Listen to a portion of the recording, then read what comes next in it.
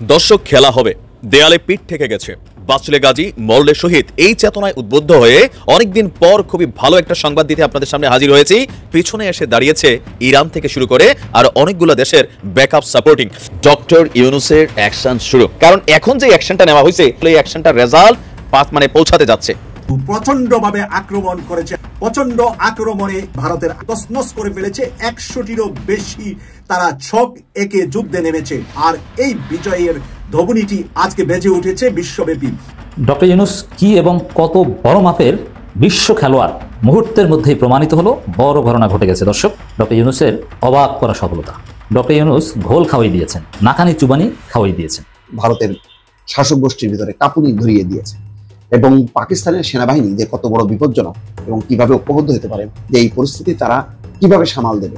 ভারত, শক্তিশালী ভারত, ছোট্ট দেশ বাংলাদেশকে নিয়ে ব্যাপক টেনশনে রয়েছে। কি কি কারণে বাংলাদেশকে নিয়ে ভারত টেনশনে, সেই বিষয়গুলো বলবো। পাকিস্তানের পক্ষে আস্তে আস্তে সমর্থনের পাল্লা ভারী হচ্ছে। ইরানের পর কাতারও পাকিস্তানের পদক্ষেপকে সমর্থন জানিয়েছে। পাকিস্তান তাদের প্রতিশোধমূলক যে পদক্ষেপ সেটার শীর্ষস্থান অর্জন করেছে এবং ভারতীয় বাহিনীর আক্রমণের তীব্র ও নির্ভুল জবাব দিয়েছে। পাকিস্তান শক্ত জবাব দিয়েছে। দু দেশের কি ক্ষয়ক্ষতি হলো, কি অর্জন করলো ভারত, কি পেল পাকিস্তান। এ কিং নয় কিন্তু কিংদেরও কিং। এই খালেদা জিয়া বাংলাদেশের কোনো রাজা বাদশা নয়, কিন্তু রাজা বাদশাদেরও বাদশা। আজকের সেটার প্রমাণ হচ্ছে খালেদা জিয়ার প্রতি মানুষের ভালোবাসা। খালেদা জিয়া কোনো দলের সম্পদ নয়, খালেদা জিয়া দেশের সম্পদ। দর্শক, একজন রাজনৈতিক বিশ্লেষক বলেছেন খালেদা জিয়া কোনো দলের সম্পদ নয়, বরং খালেদা জিয়া হচ্ছে দেশের সম্পদ। একজন সাধারণ নাগরিক বা আপনি যে দলেরই সদস্য বা নেতাকর্মী হয়ে থাকেন না কেন, আপনি আসলে এই বিষয়টাতে কি মনে করছেন? আপনিও কি আসলে মনে করছেন কিনা যে বেগম খালেদা জিয়া আসলেই দেশের সম্পদ? সেটি অবশ্যই কমেন্ট বক্সে জানিয়ে দিবেন। এমনকি ইতিমধ্যেই হয়তোবা আপনারা জেনে গেছেন ভারত এবং পাকিস্তানের যুদ্ধটি বেঁধেই গিয়েছে। প্রিয় দর্শক, এই মুহূর্তে এসে প্রশ্ন দাঁড়াচ্ছে যে আসলে পাকিস্তানের পক্ষে আসলে বাংলাদেশ দাঁড়াতে চলেছে কিনা, বা আসলে বাংলাদেশে আসলে কোন পক্ষে যাওয়া উচিত।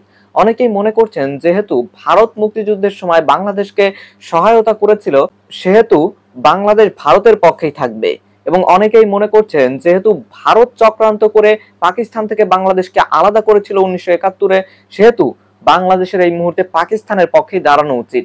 দর্শক, আপনি একজন সাধারণ নাগরিক হিসেবে কি মনে করছেন সেটি অবশ্যই জানাবেন। এবং এই মুহূর্তে ভারত এবং পাকিস্তানের মধ্যে যেই উত্তেজনা চলছে, সেই উত্তেজনার মধ্যেই ভারত ছোট্ট একটি দেশকে দেখে খুবই ভয় পাচ্ছে। প্রিয় দর্শক, সেই দেশটির নাম হচ্ছে বাংলাদেশ। তো হঠাৎ করে এই যুদ্ধের মধ্যে এত শক্তিশালী একটি দেশের বিরুদ্ধে তারা কিন্তু যুদ্ধ করছে, অর্থাৎ পাকিস্তানেরও পারমাণবিক বোমা রয়েছে, কিন্তু এরপরেও তারা কিন্তু পাকিস্তানের সাথে যুদ্ধে জড়াচ্ছে, অথচ ভয় পাচ্ছে বাংলাদেশকে। তো কি কারণে ভারতের বাংলাদেশকে এত ভয়? দর্শক, সেটি কিন্তু আজকের নিউজটি সম্পূর্ণ মনোযোগ সহকারে দেখলেই বুঝতে পারবেন। এবং ডক্টর মোহাম্মদ ইউনূস এই মুহূর্তে এসে ঠিক কি অ্যাকশনটি নিয়েছে, যে অ্যাকশনটির কারণে ভারত বাংলাদেশকে এত ভয় পাচ্ছে, সেটিও জানতে পারবেন। তো আমি আর বেশি কথা বাড়াবো না। আমি ভিডিও শুরুতেই আপনাদের যে ভিডিওগুলোর অংশ বিশেষ দেখিয়ে শুরু করেছিলাম, সেই ভিডিওগুলোর বিস্তারিত আলোচনা দেখাবো। তবে তার আগে বলি, যারা এখনো চ্যানেলটি সাবস্ক্রাইব করেননি, সকলে চ্যানেলটি সাবস্ক্রাইব করে পাশে থাকা বেল আইকনটি বাজিয়ে দিবেন। আর যারা ইতিমধ্যে সাবস্ক্রাইব করে গেছেন তাদের সকলকে অসংখ্য ধন্যবাদ। তো চলুন একটি লাইক দিয়ে আমরা ধারাবাহিকভাবে সবগুলো ভিডিওর বিস্তারিত আলোচনা দেখে আসি। ভারত, শক্তিশালী ভারত, ছোট্ট দেশ বাংলাদেশকে নিয়ে ব্যাপক টেনশনে রয়েছে। কি কি কারণে বাংলাদেশকে নিয়ে ভারত টেনশনে, সেই বিষয়গুলো বলবো। ভারত পাকিস্তানকে নিয়ে যেমন টেনশনে, তেমনি টেনশনে এখন বাংলাদেশকে নিয়ে। ভারতের চারটা দিকে তিনটা দিক, একদিকে চীন, একদিকে পাকিস্তান, একদিকে বাংলাদেশ। এই তিনটি দেশকে এখন ভারত সবচেয়ে টাফ মনে করছে। ভারতের বিশ্লেষকরা বলছে যে কোনো সময় বাংলাদেশের আকাশ ব্যবহার করে শত্রুরা ভারতে আক্রমণ করতে পারে। এই জন্য নাইট ভিশন ক্যামেরা বসানো হয়েছে, যুদ্ধ বিমান সেট করা হয়েছে, ড্রোন উড়ানো হচ্ছে, সেনার সংখ্যা বাড়ানো হয়েছে, নজরদারি বাড়ানো হয়েছে। এক কথায় বাংলাদেশ সীমান্তে ভারত যুদ্ধংদেহী মনোভাব নিয়ে প্রস্তুতি নিয়েছে। তারা বলছে যে বাংলাদেশের এই সরকার গত 15 বছর পরে যে সরকার বসেছে, এটি ভারতকে ঘুমোতে দিচ্ছে না, কেবল টেনশন দিচ্ছে।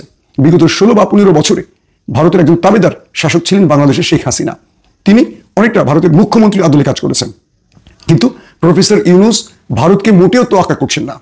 140 কোটি মানুষের দেশ ভারতকে মাত্র 16 থেকে 18 কোটি মানুষ বারবার চ্যালেঞ্জ ছুড়ে দিচ্ছে। তার প্রধান নজির সাম্প্রতিক সময় আমরা বাংলাদেশ ভারতের সীমান্তে দেখেছি, যেখানে বিএসএফ কোনো প্রকার অন্যায় করেছে। কখনো কৃষক ধরে নিয়ে গেছে, কখনো সীমান্তে বিজেপির সাথে ঝামেলা করেছে, সেখানে শক্ত প্রতিবাদ করেছে, বিজয় পেয়েছে বিজেপি বিএসএফ এর বিরুদ্ধে। প্রত্যেকটা ক্ষেত্রে দেখবেন আমাদের আমরা দেখেছিলাম যেটা ফুটেজ আপনারা পিকচার দেখেছিলেন, বিজেপির পা ধরে আছে দাদাদের বর্ডার গার্ড, দেখেছেন আপনারা? তো এরকম করে 16 বছর পর বা 15 বছর পর আমাদের সীমান্তগুলোতে আমাদের সাহসী বীরেরা এখন দায়িত্ব বুঝে নিয়েছে এবং ভারতকে প্রতি মুহূর্তে টেনশন দিচ্ছে, সীমান্তে ছাড় দিচ্ছে না, কোনোভাবেই ছাড় দিচ্ছে না। তো ভারত এই মুহূর্তে আসলে সামলাবে কোনটা? একদিকে বৃহৎ চীন, অন্যদিকে পারমাণবিক শক্তিধর পাকিস্তান, আরেকদিকে উদীয়মান বাংলাদেশ। সবকিছু মিলে ভারত একটা বড় রকম চাপের মধ্যে আছে। ভারত বুঝতে পারছে না কিভাবে বাংলাদেশে তার আবারও নতুন তাবেদারকে মানে কি বলবো ক্ষমতা বসাবে। একদিকে প্রফেসর ইউনূসের সাথে নরেন্দ্র মোদী কোনোভাবেই টেক্কা দিয়ে পারছে না। আন্তর্জাতিক ফোরামে নরেন্দ্র মোদীকে বহুগুণ উপরে উঠে গেছে প্রফেসর ইউনূস। সব মিলে এখন ভারতের একটি প্রত্যাশা, কবে বাংলাদেশে নির্বাচন হবে আর কবেই এমন একটি দুর্বল সরকার বসবে যারা ভারতের ইশারা চলবে। আবার জাতি হিসাবে পাকিস্তান হচ্ছে ঘাড়তারা একটা জাতি, তো তারা কিন্তু যে কোনো সময় যে কোনো সিদ্ধান্ত নিবে। তবে ভারতের টোটাল খুশি খুশি মনটারে একটু খারাপ করে দিছে আমরা যখন তথ্যগুলো দেখলাম যে আন্তর্জাতিক গণমাধ্যমে পাকিস্তানের সেনাবাহিনী যে বক্তব্য দিয়েছে যে ভারতীয় বাহিনীর অন্তত 5টি যুদ্ধ বিমান তারা ভূপতিত করেছে, মানে ধ্বংস করে দিয়েছে। বার্তা সংস্থা রয়টার্সের অনলাইন প্রতিবেদনে এই তথ্য জানানো হয়েছে। আবার আমরা ফেসবুকে দেখি ভারতপন্থী কিছু আমাদের ভাইরা আছেন, তারা লিখতেছেন না না পাকিস্তান এগুলা গুজব ছড়াচ্ছে, এগুলো ফেক। ভাই এগুলা রয়টার্সের খবর, আপনি একটু দেখতে হবে। হ্যাঁ, পাকিস্তানের সামরিক বাহিনীর মুখপাত্র বার্তা সংস্থা রয়টার্সকে বলছে ভারতের যুদ্ধ বিমানগুলো পাকিস্তানের আকাশ সীমায় প্রবেশ করার পর পাকিস্তানের আকাশ নিরাপত্তা ব্যবস্থার মাধ্যমে এগুলোকে উড়িয়ে দেওয়া হয়েছে। তবে এ নিয়ে এখন পর্যন্ত কোন রকম মন্তব্য করেনি ভারত। আমরা যখন সর্বশেষ নিউজ দিয়েছি 8 জন নিহত 35 জন আহতের খবর জানিয়েছে পাকিস্তানের মিডিয়া, আর যারা আহত হয়েছে তাদের চিকিৎসার জন্য সেখানে জরুরি পরিস্থিতি ঘোষণা করা হয়েছে। এর পাশাপাশি আমরা যদি দেখি পাকিস্তানের যিনি প্রতিরক্ষা মন্ত্রী আছেন খাজা আসিফ, তিনি আপনার আন্তর্জাতিক গণমাধ্যমের সাথে দেওয়া সাক্ষাৎকারে বলছেন যে পাকিস্তান তাদের প্রতিশোধমূলক যে পদক্ষেপ সেটার শীর্ষ স্থান অর্জন করেছে এবং ভারতীয় বাহিনীর আক্রমণের তীব্র ও নির্ভুল জবাব দিয়েছে। পাকিস্তানি সশস্ত্র বাহিনী দেশের সার্বভৌমত্ব এবং আঞ্চলিক অখণ্ডতা রক্ষার জন্য দৃঢ়ভাবে কাজ করছে। পাকিস্তানের নিরাপত্তা সূত্রের বরাতে বলা হয়েছে দুই দেশের মধ্যকার চরম উত্তেজনার মধ্যে ভারতীয় বিমান বাহিনীর প্রথমে 3টি যুদ্ধ বিমান এবং একটি ড্রোন পাকিস্তানের আকাশ সীমানায় প্রবেশ করে। সাথে সাথেই পাকিস্তানের যে কি বলা হয় যে এলাকার নাম হচ্ছে বাওয়াহাওয়ালপুরের আহমদপুর ইস্টের কাছাকাছি। আপনার ওইখানে সীমান্তে ভারতীয় অংশে একটি ভারতের অত্যাধুনিক প্রযুক্তি ফ্রান্স থেকে মাত্র কয়েকদিন আগে কিনছে রাফাল যে যুদ্ধ বিমান এবং একটি SU-30 যুদ্ধ বিমান ভূপাতিত করেছে। এদিকে ভারত নিয়ন্ত্রিত কাশ্মীরের পুলওয়ামা জেলার আওয়ান্তিপুরার দক্ষিণ পশ্চিমে ভারতের আরেকটি অত্যাধুনিক প্রযুক্তির রাফাল যুদ্ধ বিমানকে ভূপাতিত করা হয়েছে। পাকিস্তানের সব যুদ্ধ বিমান নিরাপদে ঘাঁটিতে ফিরে এসেছে দাবি করে বলেছেন কোনো ক্ষয়ক্ষতি বা প্রাণহানির ঘটনা পাকিস্তানের মানে এয়ারফোর্সের হয়নি। আসসালামু আলাইকুম দর্শক, একটা খবর বিশ্লেষণ করেছে নিউ ইয়র্ক টাইমস। সেটা হচ্ছে ভারতের মোকাবেলায় ছায়া থেকে প্রকাশ্যে বেরিয়ে আসছেন পাকিস্তানের সবচেয়ে ক্ষমতাধর ব্যক্তি। কে সেই ক্ষমতাধর ব্যক্তি? তিনি হচ্ছেন পাকিস্তানের বর্তমান সেনাপ্রধান জেনারেল আসিম মুনির। আসিম মুনিরই হচ্ছেন এখন সবচেয়ে ক্ষমতাধর ব্যক্তি, সবচেয়ে বিপজ্জনক ব্যক্তি ভারতের দৃষ্টিকোণ থেকে। ভারত যত না পাকিস্তানের শাহবাজ শরীফ বা রাজনৈতিক নেতৃবৃন্দকে ভয় পাচ্ছেন, তার চেয়ে বেশি চিন্তিত, উৎকণ্ঠিত, আতঙ্কিত জেনারেল আসিম মুনিরকে নিয়ে। আসিম মুনিরের সেই কিছু বক্তব্য, তার কর্মকাণ্ড, তার তৎপরতা ইতিমধ্যে রীতিমতো ভারতের শাসক গোষ্ঠীর ভিতরে কাঁপুনি ধরিয়ে দিয়েছে। এবং পাকিস্তানের সেনাবাহিনী যে কত বড় বিপজ্জনক এবং কিভাবে ঐক্যবদ্ধ হতে পারে এবং তারা যুদ্ধের জন্য যে পরিমাণ প্রস্তুতি নিয়ে বসে আছে, তাতে ভারত চিন্তায় পড়েছে যে এই পরিস্থিতি তারা কিভাবে সামাল দেবে। পাকিস্তানের সেনাবাহিনী যতটা যুদ্ধে পরাঙ্গম এবং যতটা ঐক্যবদ্ধ, সেই তুলনায় ভারতের সেনাবাহিনীর মধ্যে নানা অংশের দুর্বলতা আছে। পাকিস্তানের পুরো সেনাবাহিনী এক ধর্ম, এক ভাষায় যেভাবে ঐক্যবদ্ধ, ভারতের সেই একত্রিত হওয়ার সেই অবস্থানটা তুলনামূলকভাবে পাকিস্তানের থেকে যথেষ্ট কম। সুতরাং ভারতের চিন্তা জেনারেল আসিম মুনির ইতিমধ্যে কয়েকটি বক্তব্য দিয়েছেন। বলেছেন যে কাশ্মীর হচ্ছে পাকিস্তানের শিরা মানে একটা দেহের শিরাটা হচ্ছে আসল। তার মানে কি, কাশ্মীরকে বলছে যে পাকিস্তানের শিরা, অর্থাৎ এক ধরনের মেরুদণ্ড। এই বক্তব্য দেওয়ার মধ্য দিয়ে যেটা প্রমাণ করে আসিম মুনির যে কাশ্মীর পাকিস্তানের অবিচ্ছেদ্য অংশ। এখন কাশ্মীর এক ভাগ পাকিস্তান, আরেক ভাগ ভারতের। ভারত যেমন মানে না, তারা মনে করে কাশ্মীর পুরো কাশ্মীরের অধিপতি বা অংশ, কাশ্মীরটা হচ্ছে ভারতের অংশ। পাকিস্তান মনে করে গোটা কাশ্মীরটা হচ্ছে পাকিস্তানের একটি অবিচ্ছেদ্য অংশ। এখানকার সংখ্যাগরিষ্ঠ মুসলমান বাংলাদেশের সাথে পাকিস্তানের ভাষা, সংস্কৃতি, ধর্ম সবকিছুর একটা সেতু বন্ধন আছে বা মেলবন্ধন আছে। সেই কারণে পাকিস্তানের দাবি কখনোই পাকিস্তান উপেক্ষা করে না, বরং খুব জোরালো ভাষায় কাশ্মীর পাকিস্তানের অংশ এই কথাটা বলে। সাম্প্রতিক সময়ে কিছু বলেছেন ধর্মীয় ব্যাপারেও। কাশ্মীরের পেহেলগামের এই ঘটনা 6 দিন আগে সেনাবাহিনীর উদ্দেশ্যে জেনারেল আসিম মুনির বলেছেন যে হিন্দু এবং মুসলমান কোনোদিনও এক হবে না, দুটি ধর্ম একেবারে ভিন্ন, সুতরাং এই দুই ধর্মের মধ্যে কোনোদিন মিল হবে না। এই বক্তব্যগুলোর মধ্য দিয়েও ভারতকে একটা বার্তা যে ভারতকে পাকিস্তান কখনো মেনে নেবে না। এবং চলমান এই সংকটের মধ্যে পাকিস্তানের যে মহড়া, সামরিক মহড়া, সেই মহড়ায় তিনি একটি খোলা ট্যাঙ্কের উপরে দাঁড়িয়ে যেভাবে বলেছেন যে যে কোনো পরিস্থিতির জন্য পাকিস্তান মোকাবেলা আছে এবং আগের তুলনায় আরো শক্তভাবে জবাব দেওয়া হবে। তিনি বলেছেন আগ বাড়িয়ে পাকিস্তান কিছু করবে না, কিন্তু পাকিস্তানের ভেতরে যদি কোনো রকম প্রতিক্রিয়া ঘটায় তার পাল্টা কঠিন জবাব দেবে পাকিস্তান। এই কথা ভারতকে হুঁশিয়ারি উচ্চারণ করেছে। আসিম মুনিরের সাম্প্রতিক সময় কর্মকাণ্ড, বক্তব্য রীতিমতো ভারতকে ভাবাচ্ছে এবং অনেকে মনে করছেন যে এই বিষয়গুলো নিয়ে ভারত একটু চিন্তায় পড়েছে বলে তাৎক্ষণিকভাবে যেমন ঘোষণা দেওয়া হয়েছিল যে তারা একটা পাল্টা প্রতিক্রিয়া দেখাবে, জবাব দেবে বা পদক্ষেপ নেবে, সেই জায়গায় কিন্তু থেকে আছে। ইতিমধ্যে আন্তর্জাতিক বিভিন্ন মহল যুক্ত হয়েছে, তারা বলেছে যে না, সংঘাত কোনোভাবেই না। সেটাও একটা কারণ। আসিম মুনির ট্যাঙ্কের উপর দাঁড়িয়ে বলেছিলেন যে কোনো রকমের বিভ্রান্তির সুযোগ নেই, ভারতের যে কোনো সামরিক আগ্রাসনের বিরুদ্ধে দ্রুত, দৃঢ় এবং আগের চেয়েও আরো জোরালো ভাবে জবাব দেওয়া হবে। নিউ ইয়র্ক টাইমস বলছে এই বক্তব্যে তিনি স্পষ্ট করে ইঙ্গিত দিয়েছেন ভারতের যে কোনো হামলার বিরুদ্ধে পাকিস্তানের পাল্টা জবাবটা হবে সমানে সমান এবং আরো বেশি মাত্রায়। ভারত ও পাকিস্তানের জেনারেল মুনিরের বক্তব্যকে দেখা হচ্ছে তার শক্ত অবস্থান প্রকাশ এবং জনসমর্থন আদায়ের হিসাবে। এমন সময় তিনি জনসমর্থন পুনরুদ্ধারের চেষ্টা করছেন যখন কিনা পাকিস্তান বছরের পর বছর ধরে চলা রাজনৈতিক বিভাজন এবং অর্থনৈতিক সংকটে জর্জরিত। এমনকি এসব সংকটের কারণে পাকিস্তানের সেনাবাহিনীর প্রতি দেশটির জনগণের দীর্ঘদিনের অটুট আনুগত্যে চির ধরেছে। পাকিস্তানের সেনাবাহিনী বহুদিন ধরে পদ্মার আড়াল থেকে দেশটির রাজনীতিকে নিয়ন্ত্রণ করছে। অনেকে মনে করছেন যে জেনারেল আসিম মুনির এই বক্তব্যের মধ্য দিয়ে সামনে চলে এসেছেন এবং রাজনীতির যে বিভাজন আছে, অর্থনৈতিক সংকট আছে, সেই অবস্থায় সেনাবাহিনীকে ঐক্যবদ্ধ করে তিনি হয়তো রাজনীতির মঞ্চে আবির্ভূত হতে পারেন। আর সেটা যদি হন, এটাও অবাক করার কোনো কারণ নেই।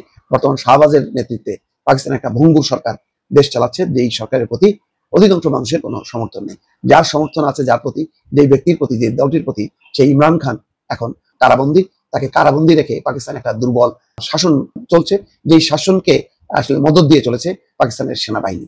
ফলে পাকিস্তানের সেনাবাহিনী আড়ালে অপ্রকাশ্যে মদত দিত বা সমর্থন দিত। এখন আসিম মুনির এই ভারত পাকিস্তান সংকটের মধ্যে তিনি নিজেই সামনে আবির্ভূত হয়েছেন। ফলে এখন দেশের ভেতরে এবং আন্তর্জাতিক মহলে সবার দৃষ্টিতে আছে জেনারেল আসিম মুনির, যে তিনি কিভাবে এখন পুরো বিষয়টা সামাল দেন, তার দিকেই নজর পুরো বিশ্বের। এ কিং নয় কিন্তু কিংদেরও কিং। এই খালেদা জিয়া বাংলাদেশের কোনো রাজা বাচ্চা নয়, কিন্তু রাজা বাচ্চাদেরও বাচ্চা। আজকের সেটার প্রমাণ হচ্ছে খালেদা জিয়ার প্রতি মানুষের ভালোবাসা। খালেদা জিয়া কোনো দলের সম্পদ নয়, খালেদা জিয়া দেশের সম্পদ, ঐক্যের প্রতীক। আমি এটা এই জন্যই বলি, আমাদের দেশে কোনো রাজা বাদশাহী সিস্টেমের কোনো কিং প্রথা চালু নাই। কিছু মানুষ কিংদের চাইতেও অনেক বড় উচ্চতায় পৌঁছে যায়, তার মধ্যে একজন হচ্ছে দেশনেত্রী বেগম খালেদা জিয়া। আমি কেন বলছি এই কথা? কিছু মুরব্বী থাকতে হয় যারা দেশের ক্লান্তিকালে, মানুষের ক্লান্তিকালে অনৈক্যের মধ্যে ঐক্য সৃষ্টি করার জন্য ঐক্যের প্রতীক হিসাবে যারা ব্যবহৃত হবেন, তারা হচ্ছেন এইরকম বিভিন্ন গুণে গুণান্বিত ব্যক্তি। তার মধ্যে দেশনেত্রী বেগম খালেদা জিয়া অন্যতম। আজকের দেশনেত্রী বেগম খালেদা জিয়া যদি কাউকে ডাক দেয়, সেখানে বিএনপি, জামাত, চরমনাই, হেফাজত, ডান বাম, ছোট বড় প্রত্যেকেই তার সাথে বসতে রাজি, কথা বলতে রাজি, তাকে সম্মান জানাতে রাজি। শেখ হাসিনা পালিয়ে যায় আর রাজকীয় সম্মাননা নিয়ে বাংলাদেশে পদার্পণ করেন দেশনেত্রী বেগম খালেদা জিয়া। এটাই হচ্ছে একজন আপসহীন নেতা কিংবা নেত্রীর পুরস্কার। তারা যখন আপসহীন থাকে, দেশের জন্য লড়াই করে, কারো সাথে কোনো ধরনের ভিনদেশি কোনো তাবেদারদের খপ্পরে পড়ে না, দেশের মানুষের পক্ষে আমরণ লড়ে যায়, তাদের প্রতি জনগণের ভালোবাসা এভাবেই প্রকাশ পায়। দেশনেত্রী বেগম খালেদা জিয়া এখন একটি ইতিহাস। বাংলাদেশের রাজনীতিতে, সমাজনীতিতে, অর্থনীতিতে, বাংলাদেশের মানুষের দৈনন্দিন জীবনের ইতিহাসে খালেদা জিয়ার নাম লেখা থাকবে স্বর্ণাক্ষরে। আপসহীনতার একজন নেত্রী, জনতার মানদণ্ডে সর্বোচ্চ নীতিবান একজন নেত্রী, জনগণের ভালোবাসায় সর্বোচ্চ জনপ্রিয় একজন নেত্রীর নাম দেশনেত্রী বেগম খালেদা জিয়া। বাংলাদেশের সকল দল মত, বিভিন্ন মানুষের আলোচনা আছে, সমালোচনা আছে। আলোচনা সমালোচনার বাহিরে নেই স্বয়ং বাংলাদেশ জাতীয়তাবাদী দল। এ দলের বিরুদ্ধে শত শত অভিযোগ আছে, বিভিন্ন মানুষের বিভিন্ন কষ্ট আছে, আবার আনন্দ বেদনা সব মিশ্রিত একটি দল। কিন্তু একমাত্র দেশনেত্রী বেগম খালেদা জিয়া, যার জন্য বাংলাদেশের সকল দলের মানুষরা শ্রদ্ধা অবনীত চিত্তে তাকে সম্মান করে, তাকে ভালোবাসে, তাকে শুধু দেশপ্রেমিক হিসাবেই মূল্যায়ন করে। একজন দেশনেত্রী বেগম খালেদা জিয়ার এই ভালোবাসার অর্জনের পিছনের ইতিহাসটা এত সহজ নয়। দেশনেত্রী বেগম খালেদা জিয়া বাংলাদেশের স্বাধীনতার ঘোষক শহীদ রাষ্ট্রপতি জিয়া রহমানের সহধর্মিণী হিসাবেই শুধু যাত্রা শুরু করে আজ এই জনপ্রিয়তায় শীর্ষে অবস্থান করছেন না, বরং এই দেশনেত্রী বেগম খালেদা জিয়া একজন স্বাধীনতার ঘোষকের স্ত্রী, সাবেক সেনাপ্রধানের স্ত্রী, একজন সাবেক বাংলাদেশের রাষ্ট্রপ্রধানের স্ত্রী, পাশাপাশি এই খালেদা জিয়াই আবার জিয়া রহমানের মৃত্যুর পরবর্তী সময়ে বাংলাদেশের রাজপথ থেকে উঠে আসা একজন নারী নেত্রী, বাংলাদেশের প্রথম মহিলা প্রধানমন্ত্রী। এবং শুধু প্রধানমন্ত্রী নয়, বাংলাদেশের আওয়ামী লীগ যে ফ্যাসিবাদী শেখ হাসিনা ছিলেন, সেই শেখ হাসিনা যখন ক্ষমতায় যাওয়ার জন্য আত্মহারা হয়ে বসেছিলেন, সেই শেখ হাসিনাকে পরাস্ত করেই তৎকালীন সময় বাংলাদেশের প্রথম নারী প্রধানমন্ত্রী হয়েছিলেন বেগম খালেদা জিয়া। আজকের এই বেগম খালেদা জিয়াকে গত 16 বছর পর্যন্ত অত্যাচার করেছে, নির্যাতন করেছে, নিপীড়ন করেছে, বাসার সামনে বালুর ট্রাক রেখেছে। মানুষ কোনো জায়গা থেকে তাকে সংঘবদ্ধভাবে উদ্ধার করতে কিন্তু তখন পারেনি। তখন কিন্তু বাংলাদেশের সাধারণ মানুষের ভালোবাসায় সিক্ত ছিলেন বেগম খালেদা জিয়া। কিন্তু বেগম খালেদা জিয়ার উপরে নির্যাতনের স্টিমরোলার চালাতে চালাতে আওয়ামী লীগ তাকে জেলের মধ্যে পর্যন্ত বন্দী করেছিল। শুধু জেলের মধ্যে বন্দী রাখলেই কিন্তু সমাপ্তি হতো তা কিন্তু নয়। এই খালেদা জিয়াকে শেখ হাসিনা প্রতিহিংসাবশত তাকে পদ্মা সেতু থেকে টুস করে পানির ভিতরে ফেলে চুবিয়ে হত্যা করতে চেয়েছিল। এই বেগম খালেদা জিয়া যেন মৃত্যুবরণ করে, এবং কথিত আছে শেখ হাসিনা প্রতিদিন সংবাদ নিতেন আপডেট কি, কখন মারা যাবে।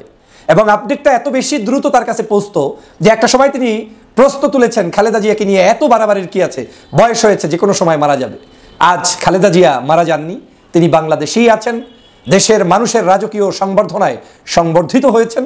কিন্তু যেই নেত্রী তাকে মারা যাওয়ার জন্য চেষ্টা করেছেন, সেই শেখ হাসিনাই বাংলাদেশ থেকে মারা গিয়েছে, মানে এখান থেকে চলে গিয়েছে, পালিয়ে গিয়েছে, তিনি আর বাংলাদেশে নেই।